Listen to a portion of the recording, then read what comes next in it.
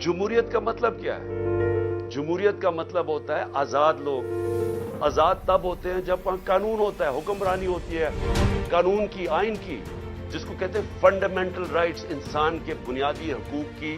جب آپ کی انصاف کا نظام حفاظت کرتا ہے، آپ کو آزاد کر دیتا ہے، اور صرف آزاد قومیں اوپر جاتی ہیں۔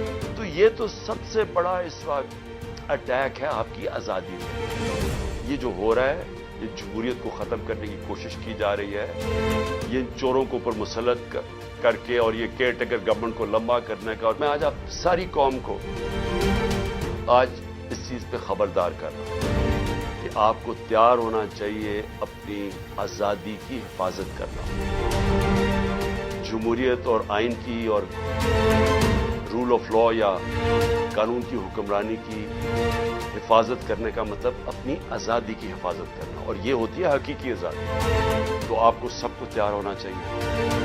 یہ جو آگے جس طرف جا رہے ہیں، ساری قوم ایک شعور والی قومی، ایک قوم جو تیار ہوتی ہے اپنے حقوق اور اپنی آزادی کی حفاظت کرنے کے لیے، وہی پھر آزادی چھینتی ہے۔ نہیں تو وہ اگر اس طرح کے ظلم کے سامنے جھک جائے تو وہ غلام بن جاتی ہے۔ اور جو ہاں بدقسمتی سے ہم اس وقت آزاد قوم نہیں ہے۔